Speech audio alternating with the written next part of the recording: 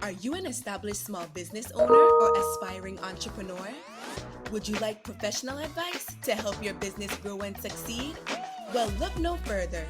The Virgin Islands Small Business Development Center is the territory's #1 resource to move your business forward.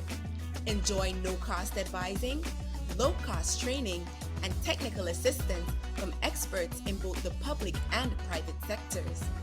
The VI SBDC is nationally accredited and sustained by the University of the Virgin Islands and the U.S. Small Business Administration.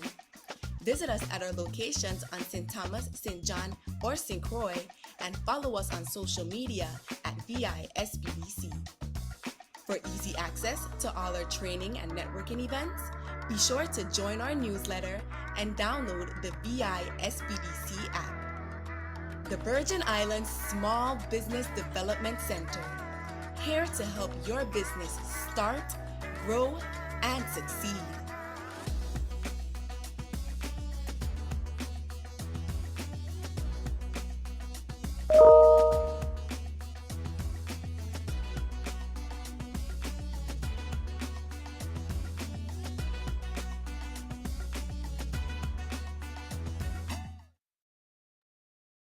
Good morning, everyone, and happy Global Entrepreneurship Week. The VI SBDCs welcome you to Webinar Tuesday with the SBA. Today's session presents SBA resources for USVI exporters. Attendees will become equipped with the SBA resources to help their businesses effectively compete in the global marketplace. Compliments of SBA Senior Area Manager Wayne Huddleston allow me to formally introduce today's presenter, SBA Lead Export Finance Manager, Sandro Mortas. Sandro Mortas is the Lead Export Finance Manager for the Office of International Trade at the U.S. Small Business Administration in the Miami U.S. Export Assistance Center, covering Florida, Puerto Rico, and the U.S. Virgin Islands. Previously, he was the Regional Manager in the New Orleans USEAC, Atlanta USEAC, and Tampa USEAC. In addition, he was the Global Trade Specialist at Synovus Bank's Government Guaranteed Lending Program, covering Georgia, Tennessee, Alabama, the Carolinas, and Florida. Previous to joining SBA, he was the Director of the International Trade Center of the Puerto Rico Small Businesses and Technology Development Center. He chaired the Export Committee of Puerto Rico Manufacturers Association from 2008 to 2011, organizing 14 trade missions to the Caribbean and Central America. In addition, he advised ALETI, Latin America Association of IT Clusters, and was part of regional meetings in Argentina and Colombia. In addition, he presented on SBDC programs to government entities in various Caribbean countries in cooperation with U.S. embassies in those countries. Mr. Mortas is a certified global business professional by the North America International Trade Educators, a certified international credit professional by the Finance Credit International Business Association, and a certified global credit executive by Thunderbird School of Global Management. He has participated in many conferences and seminars as a speaker in the United States, Mexico, Colombia, Argentina, the Bahamas, the Dominican Republic, Barbados, and Italy. He has published in journals, newspapers, and magazines.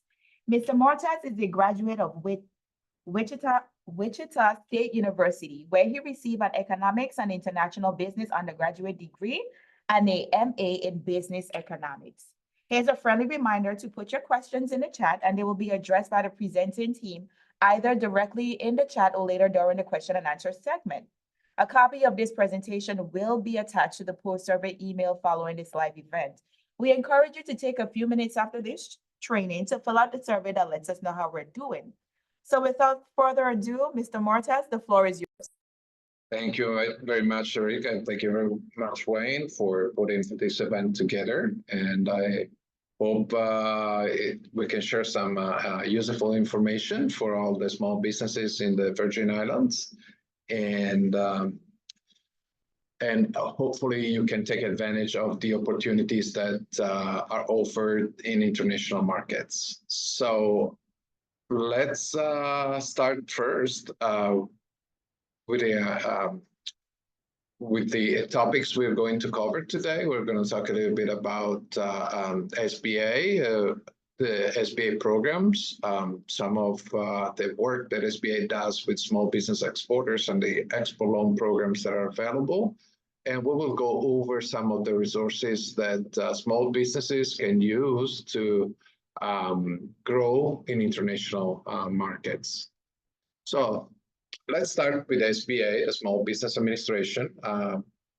It's basically a federal agency that has the mandate to help create and grow and expand in international markets small businesses. Of course, we do this through not only directly with colleagues like myself or Wayne or the colleagues nationwide, but also with our partners such as the SBDC, as we're doing today, Women Business Centers, SCORE, Veterans Business Opportunity Centers. So SBA funds and supports a network of consultants that provide technical assistance to business owners or would-be business owners. Within SBA, we have the Office of International Trade, where I work. And here we focus on small businesses that are either exporting or want to expand in international markets. And for that, we provide various programs that assist small businesses to carry out that plan or that project that they have. Let's remember also that SBA provides not only access to counseling, but also access to assistance whenever we have a disaster. And we also work with the small businesses and the banks to help them access financing.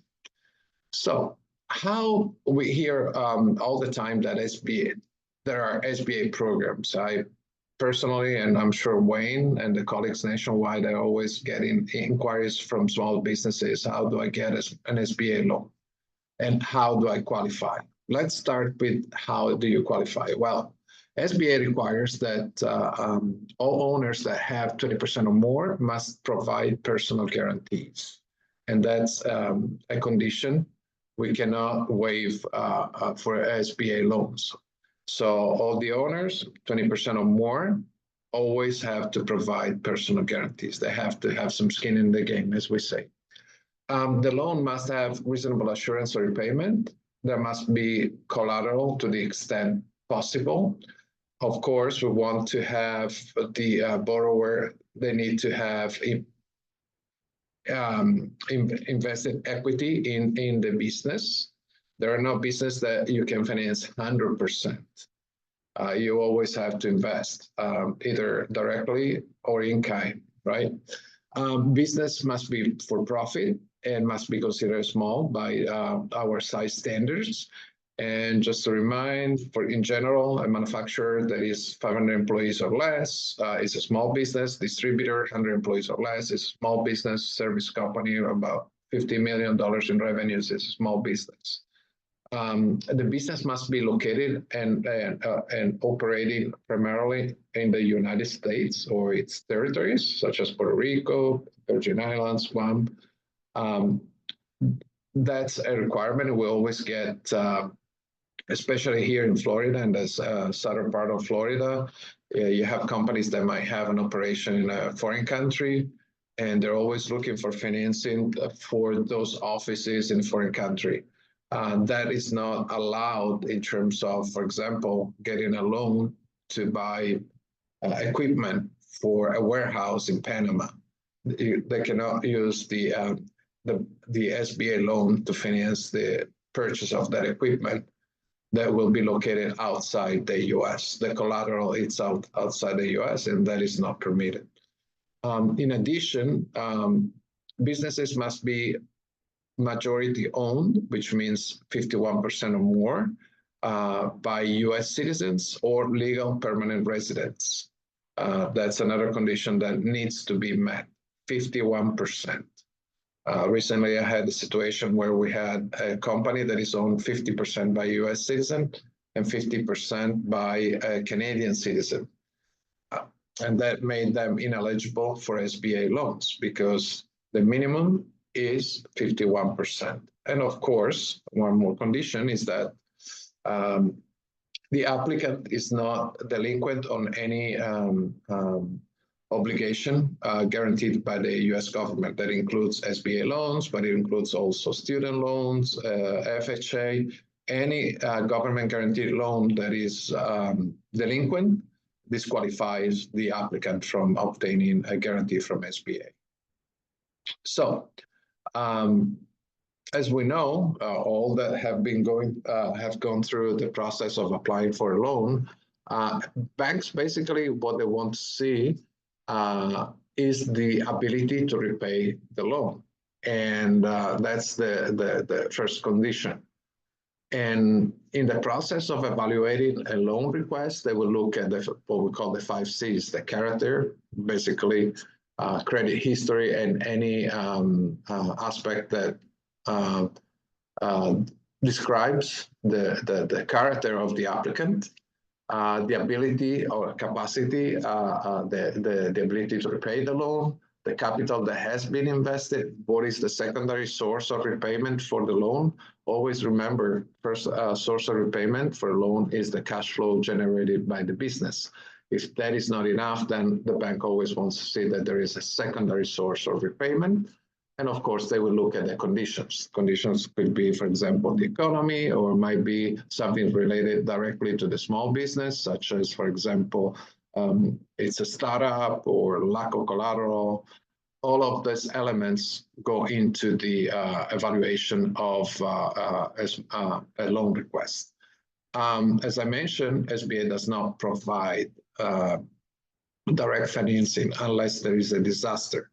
So what happens is that the bank will receive the application, it will evaluate the application and determine, first of all, if they want to make the loan, and second of all, if they do, they want to determine if they feel comfortable assuming all the risk related to that loan. So if the bank wants to make the loan, but there are certain situations that make the bank uncomfortable assuming all the risk associated with the loan, and the applicant is a small business, then the bank has the option to apply for an SBA guarantee. And under the portfolio of programs that SBA has, based on the use of funds, the bank will choose the program that best fits that use of funds. So with an SBA guarantee, the bank is sharing the risk with SBA, and that provides some flexibility, for example, in terms of credit score. The bank can accept, for example, a credit score below what he usually expects for loans that are conventional, not much lower, have more flexibility. The capacity, the capital, the investment, the ability to extend the term of the loan. For example, SBA can go up to 25 years when we're talking about financing commercial real estate, or 10 years for term loans for different uses, and then allows the bank to spread the repayment through a longer term, making it much more bearable for the cash flow of the business. The collateral, if there is insufficient collateral, the conditions, for example, the economy is not doing well, and the bank sees increased risk. So with an SBA guarantee, can mitigate the risk that they see associated with the loan. In terms of the programs that are available, basically, when we look at the, let's say, loans for domestic purposes, we have basically 3 programs: the SBA Express, which goes up to $500,000, and provides a guarantee of 50%. You have the 7A, which is the flagship loan for SBA that goes up to $5 million with a 75% guarantee. And then there is the cap line also that goes up to $5 million with 75% guarantee. This is basically the programs, and we will see the use of fund with the equivalent of these programs through the for exporters. So the banks perceive a higher risk associated with companies that are exporting because they're shipping their products overseas. If they do not receive payment, it will be harder to recoup that money. For example, well, if I have a client, I'm in Miami, I have a client, let's say in Texas, they don't pay me, I can take them to court and the process can be expedited. But if my client is in Mexico, they don't pay me, then I have to take them to court in Mexico. So I might encounter myself in a situation where, let's say they owe me $20,000 and it will cost me, for example, $40,000 to recoup that money. So I would rather incur in that loss rather than pursue the buyer in court. So there is a perceived higher risk, and banks are very careful providing financing for small businesses. That's why SBA, to incentivize banks to make those loans, SBA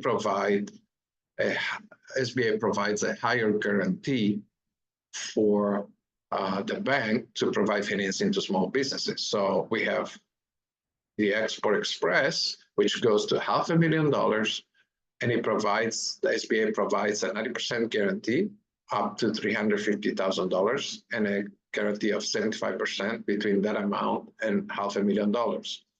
We have the International Trade Loan, which is basically the 7A on steroids. Same amount, SBA goes up to $5 million, but instead of a regular guarantee of 75%, the SBA provides a guarantee of 90% to the bank. We have the Export Working Capital Program, again, up to $5 million, and it provides a 90% guarantee instead of a 75% guarantee as it does with the cap lines. And we also have a new program, the Working Capital Program, that goes up to $5 million. It has a guarantee of 75%, but we will see some of the benefits in terms of being able to finance export activities and domestic activities under one line. How does SBA define exporting? Well, it's basically the sales of goods and services to a foreign buyer. So we have a payment that is coming from a foreign buyer. That transaction might be domestic to foreign. I want to remind you, SBA does not require that the product is a US-made product, but it needs to be brought into the US and re-exported from the US. And that allows the small business to finance either purchase orders or account receivables and export inventory. We might have the situation where like a company I spoke with recently, they buy, let's say, they buy perfumes in France, they bring them to the US, and then they re-export to Mexico. However, in some situations where you have a full container, for example, it doesn't make any sense to bring it from France to Miami and then send it to Mexico because it's going to increase the cost. So what they do is to ship directly from France to Mexico. That allows them to finance not the purchase order, but the receivable that is generated from that transaction. So that's another option that SBA is providing to small business exporters. Finally, there is also another definition, which is called the indirect export.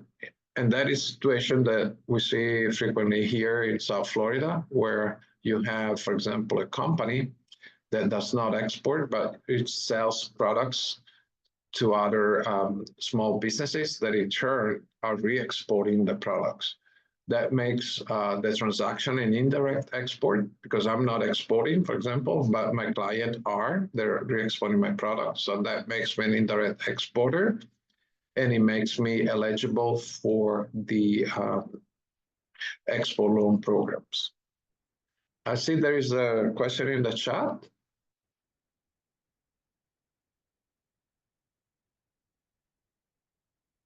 No, okay. So let's move on to some of the requirements for the loans. One of them is, of course, that you can now use the government guarantee program, so government resources to sell to countries such as Cuba, Iran, North Korea, or Syria. Those are prohibited countries. You need to have a special license to sell to those countries, as usually it's humanitarian type of products. Also, the bank needs to verify that the client of their, the buyer, the foreign buyer of their client is not on a sanctioned list of the Office of Foreign Assets Control. And always, as I mentioned to you, when you do a foreign to foreign, meaning that you're doing drop shipments, you cannot finance inventory because the inventory never comes to the US. So let's talk a little bit in details about the programs. We mentioned the Export Express, say that it goes up to $500,000 with a 90% guarantee, up to 350 and 75% between that amount and $500,000. So how can I use the loan? Well, if I want to, for example, purchase real estate, or I want to purchase equipment, or I need to refinance that, or I need permanent working capital, or I'm going to buy a competitor, for example, or I'm going to issue a standby letter of credit as a guarantee for a down payment I received from my foreign buyer, I can use the Export Express for that purpose. And the term of the loans, as I mentioned to you, for all SBA loans, term loans, 25 years for real estate, 10 years for equipment, that refinance, permanent working capital, business acquisition, and then you have the standby letters of credit that are, have an expiration date, right? So, but for the term loan and the standbys are issued when the line, which can also be issued as a line of credit. Okay, so Export Express and the Express have two uses, one as a term loan and one as a line of credit. Okay, so some of the benefits for the Express and Export Express, it's very flexible. The bank will use its own forms to process the loan, its own policies. It's very, it has a quick turnaround time. It's very streamlined, and the lack of SBA fees up to this year for loans $1 million or less. Then you have the cons. Well, if you need more than $500,000, obviously this is not the program for you. And when we're talking about the Export Express versus the Express, we provide a higher guarantee. We also require additional information regarding the export activities. The international trade loan, as I mentioned to you, it's a term loan, $5 million, 90% guarantee. It's a great, the 7A, and it's 7A on steroids, which is the international trade loan. Remember, regular 7A, 75% guarantee. International trade loan, 90% guarantee. Again, the terms, real estate, 25 years, equipment, debt refinancing, business acquisition, permanent working capital, they're all 10 years term. And so the higher amount and the longer maturities are benefit of these programs. The bank can use the loan to finance a startup. Of course, the 90% guarantee enhances the access to financing, and it has a maximum amount of $5 million. Some of the cons, you have a business plan, an export business plan that is required. You also need to pay fees for amounts over $1 million. And whenever you have to pay fees, it's a higher fee because it's a 90% versus a regular 75% guarantee. So next program. Do we have any questions until now, Sharika? Guess not. Okay. So let's talk about the line of credit. That is the Export Working Capital Program. Remember, the Export Express, as I mentioned to you, can also be issued as a line of credit, and it goes up to $500,000. Some of the benefits of the Export Express it's that it is a non-monetary line of credit. So the business can use that line to finance any export activities, not only purchase orders or but any expense that will help the business to grow their export activities. So it might be a marketing expense, going to a trade show, going to enhancing the website, globalizing it. And they can still use part of the line, 25%, for domestic purposes. When we're talking about the Export Working Capital Program, it's another line of credit, but this line is fully monitored, meaning that the borrower cannot access the line unless they present a purchase order or a borrowing-based certificate or a foreign account receivable. Okay, so the exporter might have zero balance on the line. They don't own anything, but they need, let's say, $10,000 to buy a computer. They cannot use the line even though they have $5 million available. They cannot use the line for that purpose. The only conditions that allows them to use the line is that if they present a purchase order, foreign purchase order, foreign account receivable, or a borrowing-based certificate with the amount of export inventory and foreign account receivables that they have. So, as I mentioned to you, it's used only to finance export transactions. It goes up to $5 million.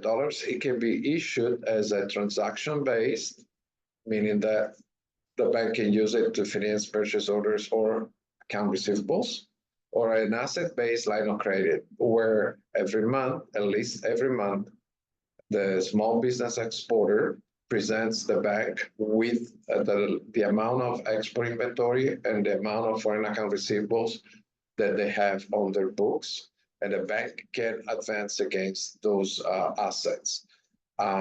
It can advance up to 90% against POs and foreign account receivables, up to 75% against export inventory, and it can allow the small business to issue a standby letter of credit using just 25% of collateral. If you don't know what a standby letters of credit, I'll give you an example. So I make a sale of $100,000 to a buyer in a foreign country. I request that the foreign buyer gives me a down payment of, let's say, 20%, $20,000. Okay. So I go to the buyer will say, I'll send you the money, but I need a guarantee that if you don't perform, meaning that you don't ship the products, I get my money back. And I'm not satisfied with your guarantee. You're telling me that, yes, I'll send you the money back. I need a guarantee. So that guarantee is basically a standby letter of credit. I go to the bank and I say, well, I need to issue a guarantee for the payment, a down payment I received from my buyer for $20,000. The bank will say, yes, I will issue the standby, the guarantee, but I need you to deposit the $20,000 in a CD, or I need to freeze your line, whatever, or you give me cash, all right? Because if I don't perform, the bank is responsible to make the $20,000 payment. Now, if I request a payment, not only to guarantee the transaction, but also to receive upfront working capital that I will use to perform on the order, for example, to buy the product if I'm a distributor, or to manufacture it if I'm a manufacturer, or to perform the service if I'm a service company. So I cannot use that money because I have to put it up as a guarantee for the standby letter of credit. But if I have an Export Express, I have an EWCP, or I have a WCP, then I only need to put up a 25% cash collateral. For example, for the $20,000, I will put $5,000, 25%. And the bank will freeze the remaining $15,000 on my line of credit if that amount is available. So $5,000 cash collateral, and then the bank will freeze $15,000 on my line of credit. And that's how I can use the remaining $15,000 to finance my working capital needs and benefit from that advance payment. Questions?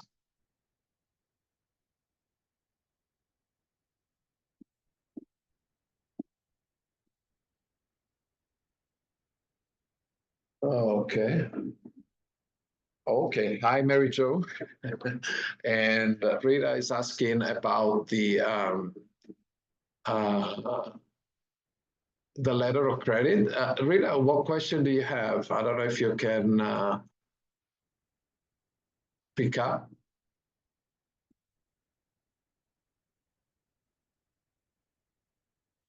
Okay. I think I talk about letters of credit. Basically, the letter of credit is an instrument that I always like to bring up the example of the money order. Okay. Whenever we go to the post office and we buy a money order, we need to pay upfront for the money order. If it's a money order for $100, we need to pay $100 plus the fees that the post office requires, and that is like cash. So let's say that I'm going to buy from you, and I'll say, okay, I'm buying your. Let's for the sake of the example, you're selling your car, right? So I come to you, I test the car, I like it, and I say, okay, I'm ready to do business with you. I want to buy your car. I say, okay, the price is, let's say, $10,000, and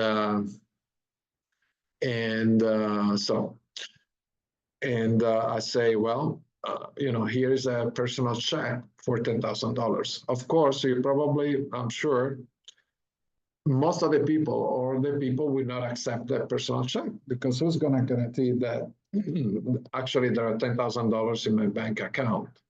So if you sign the title, then I become the owner of the car, and then you go to the bank, you try to cash the check, and there's no money there, so you lost your car.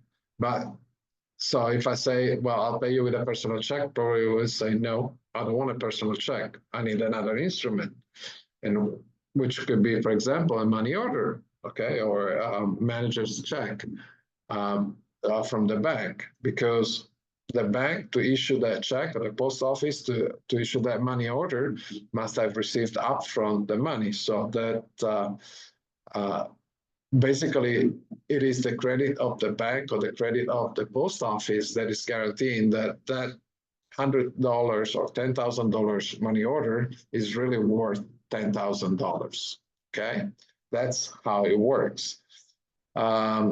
when you're doing an international sale, let's say that you're asking your client to pay with a letter of credit. Why? Because now you can feel comfortable providing credit to that client, let's say 30, 60, 90 days, 180 days, or 360, depending on the type of product or service they're buying, then really who is guaranteeing that the payment will be made is the bank that is issuing that letter of credit, okay?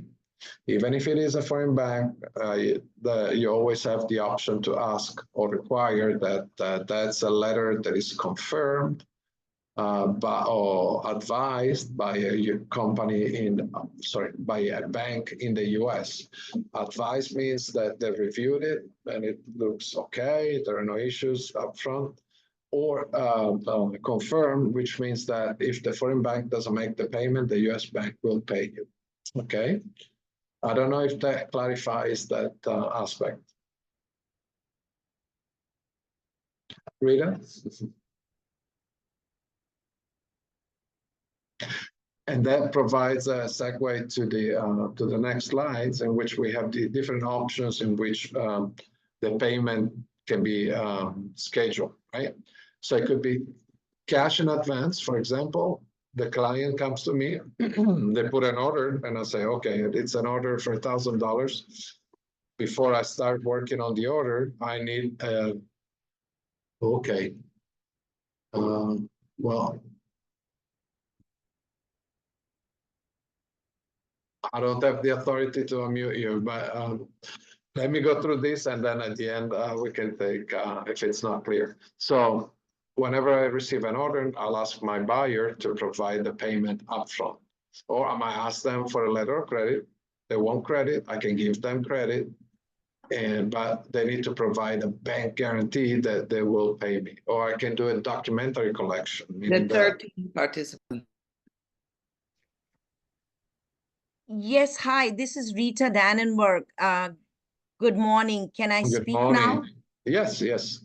So basically, my customers are in India, and I would ask them for 100% a letter of credit. Because, with my company is new and then the other company is not doing good. So I know 100% I won't have a problem asking them for 100% letter of credit. So, will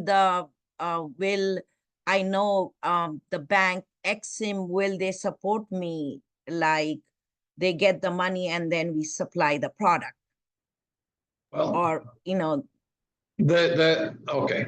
Letter of credit, again, whenever they put the order, you're guaranteed that if you perform as described in the letter of credit, you'll get paid, okay?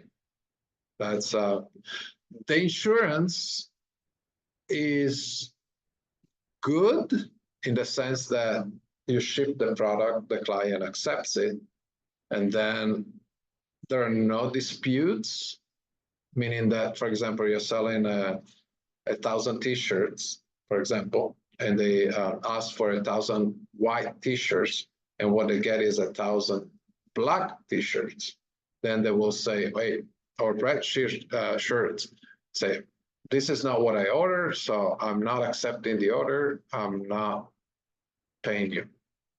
That's called a dispute. In that case, insurance companies, they will not support that transaction. But for example, you send the 1,000 shirts, you give them 60 days, the 60 days come, and the client doesn't make the payment, then you can go to Exim or any other insurance company that you use to claim for the loss. If the client, for example, does not accept your product, meaning that, for example, I ordered 1,000 t-shirts from you, they arrive and I'm like, well, I thought I would have, by now would have sold the t-shirts that I had in my inventory, but they're still there. I cannot afford to accept the order. Then the insurance will not help you much because they didn't accept the product. So they just there's no loss in that sense that the client has not paid you. Okay.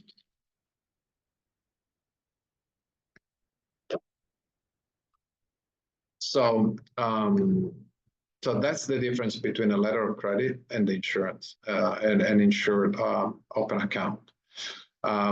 You know, if you're doing a custom made, let's say, piece of equipment that is designed and made just for the specific client that you cannot turn around and sell it to somebody else, and it's expensive, then I would require a letter of credit.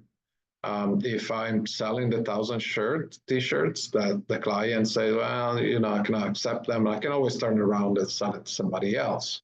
So insurance might be more viable. Or if you're talking about large amounts of money, I would go with a letter of credit. Definitely would go with a letter of credit. Okay. Oh, see.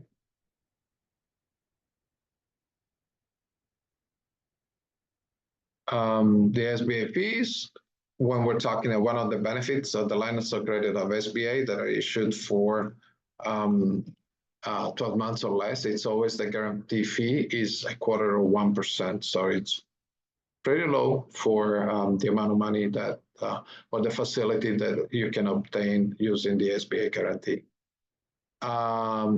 There is another program that has been launched, as I mentioned to you. It's called the WCP. It's very similar to the Export Working Capital Program. The benefit, as I mentioned to you, $5 million, lower guarantee is 75%, but it's a line that allows a small business to finance not only domestic activities, but also export activities. So it has a lot of flexibility also in terms of the fees and the terms. It can go up to 60 months, and it can be renewed year after year. You can use it to finance sales of manufacturing activities, you're a distributor, professional service, and some of the requirements are that the business has to have been in business for 12 months, at least 12 months, generating revenues. And you need to be able to provide financial statements, for example, inventory reports and agings for the payables, account payables, and account receivables. And this can be used just like the EWCP. You get a large order, for example, you need working capital. You can go to the bank and receive advances against that contract or the PO. Or let's say that you have an account, you already made the sale, you have an account receivable, you need working capital. You can go to the bank and receive advances against those account receivables, or you can present a borrowing base certificate in which you will present the amount of inventory you have and the amount of account receivables that you will have. So again, $5 million maximum loan amount, guarantees 75% for amounts above $150,000. It can be issued up to 60 months, renewable every year. It can be processed non-delegated or PLP. Actually, all the banks that have a PLP status for preferred lenders program status for the Export Working Capital Program can provide that loan under their PLP delegated status. And here are the rates based on the amount that is being provided. In terms of the fees, as I mentioned to you, this is a very flexible and reasonable. That's one of the benefits, not only the use of funds used for domestic and international activities, but also the term that can go up to 60 months, and it can be renewed at any time during the life of the loan. For example, the bank can issue it for 1 year, 12 months, and then say, well, the client needs additional time, so they can go up to 24. And then at the end of the 24th, they can renew it up to 36, 48, and so on. And the maximum fee will be 1.35%. Okay, if they do it, renew it for terms less than 60 months, here you have the different fees. Every year you will be paying 0.27.5. Okay. Here you will receive the information or the presentation, so you will have access to the different links that are available where you can find more information. And I don't know if Wayne will talk a little bit about the lender match, which is a great tool you can use to identify lenders. And then here are some links to resources that are available to you. So in terms of the resources that are available to small businesses, of course, we heard from the colleagues from the SBDC. Just a reminder, SBDC programs are present in all states and territories. Some states, such as California, Florida, Texas, have more than one. You also have the state trade expansion program. So I will ask Wayne, please, to go over the program. Sure. Thank you, Sandro. I'll just speak to a few minutes on this. The state export program, the State Trade Expansion Export Program, is a program where SBA provides a grant here locally that is to the Virgin Islands Economic Development Authority. Under that grant, the Virgin Islands Economic Development Authority can help pay for things to help small businesses reach international clients or expand their product overseas. Most commonly in the territory, businesses will use this to attend foreign trade missions in other countries. But you can also use it a number of different ways too. So if you wanted to change your website to allow for e-commerce and to attract some other country or in other countries, you can do that. If you want to redesign your international marketing materials, you can do that. You can apply for translation services, anything to help your product reach those markets. This grant can help for. If you're interested in applying for STEP funds to help your business locally, you can contact the Economic Development Authority, the Virgin Islands Economic Development Authority. They have information about that program on their website. Their staff person who is managing that program for VITA, her name is Nadine Martina Keen. You can contact her at her email, which is posted on the site, or call the direct number for VITA and ask for Nadine and tell her you're interested in grant funding under the STEP program. So, and I see in the chat, Rita, you're in Atlanta. There is a STEP program in Atlanta as well. Let me see who that is. I have it in front of me.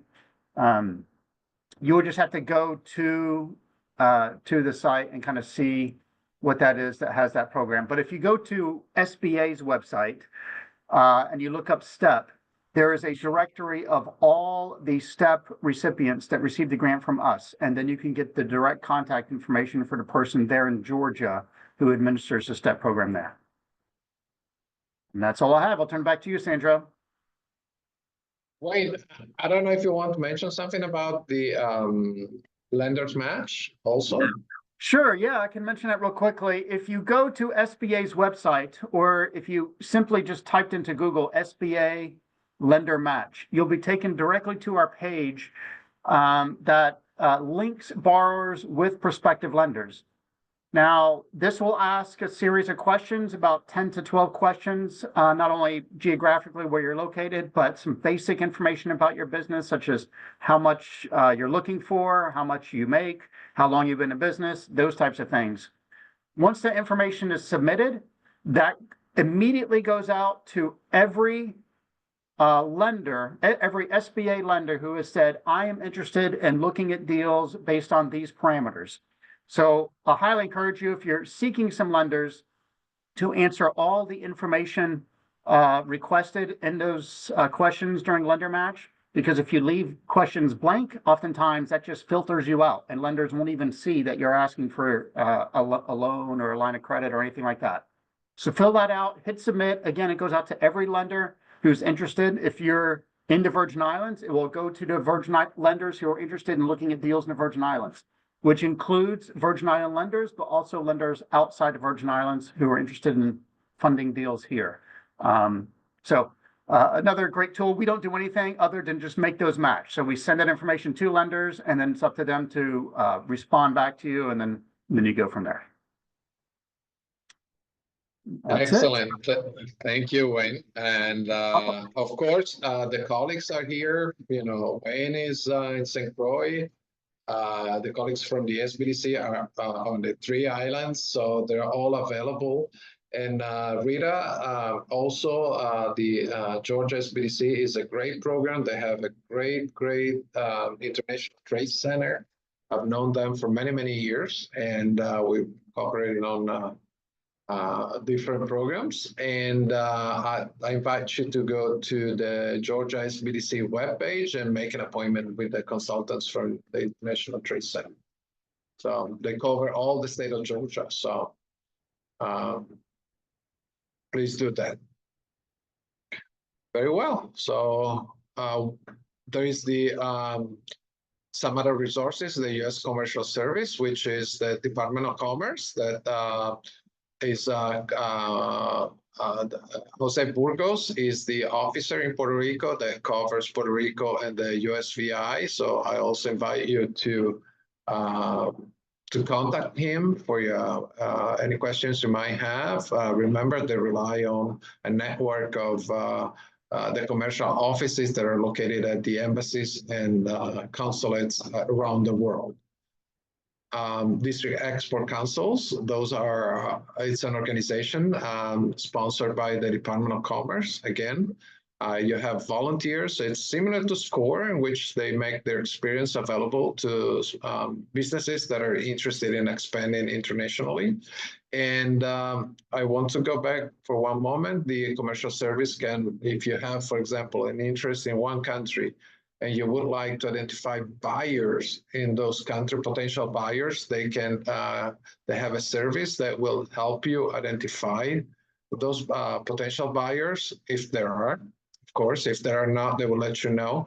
Also, if you're traveling to the country and you want the commercial service to make appointments for you with qualified buyers, they will also do that, and it's all for a fee, but it's very reasonable, and it's a great program that you should use. We, SBA also, and the Department of Commerce, right? Different agencies that provide guarantees and financing programs. They are all listed on the Trade Finance Guide produced by the U.S. Department of Commerce and the International Trade Administration. So make sure you will receive the presentation, so you will see all the links and names of the agencies there. We talked a little bit about the Exim Bank. It's a sister agency. Actually, the person that covers Puerto Rico and USVI is Elena Mendez. She sits next to my office, and what Exim does, 2 things. One is the insurance. You can actually purchase insurance against losses for your foreign account receivables whenever you're selling on credit to foreign buyers. You purchase an insurance policy, and if you don't get paid, you get back up to 95% back. So it's a great tool to use to insure your foreign account receivables. Rita, if you're interested, Susan Quintanar, she's the Exim representatives in Atlanta. So you can reach out to her. She's a great professional. Also, SBA publishes the SBA Resource Guide. You can go online and download. And Wayne, I would let you talk a little bit about the resource guide.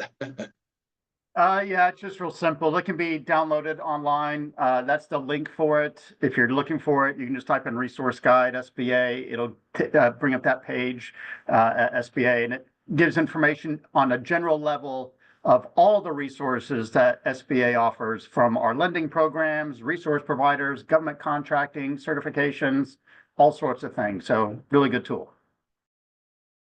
And it's each state has one, right? Yes, So- we don't have one specifically for the Virgin Islands. They kind of put us up under Puerto Rico, but there is one there as well. Great. And then there, as Wayne mentioned, you will find all the SBDC scores, banks, government contracting, anything you need to for your business to grow. So, and most of them, right, Wayne, are free of charge. Most of these resources. So take advantage of them. Yes. Okay. And use all the, like I said, myself, Wayne, all the colleagues at the SBDC, we're here to assist you. And sometimes might not have a specific need, but a sounding board. We have throughout our careers, we have worked with many, many businesses. So probably there is not a situation we haven't seen yet. Probably we have seen it all. We have worked with different industries, different sizes of businesses. Personally, I've worked with companies that they're still considered a small business, but they almost have 500 employees, or very tiny businesses. So we're here to share that knowledge and that experience. Remember, it's always cheaper to learn from somebody else's mistakes than to repeat those mistakes. And I think I am at the end of my presentation. So I'll turn the podium back to you guys.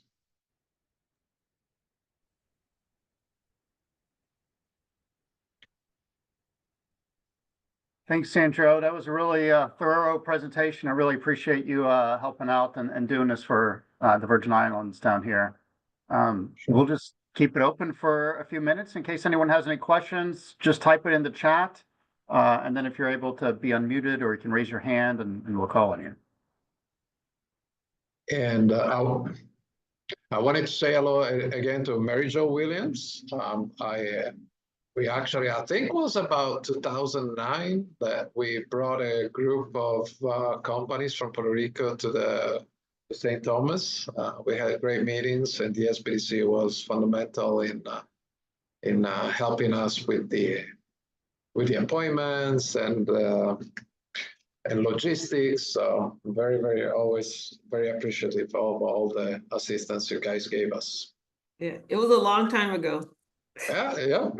But it was very, very good. So Good.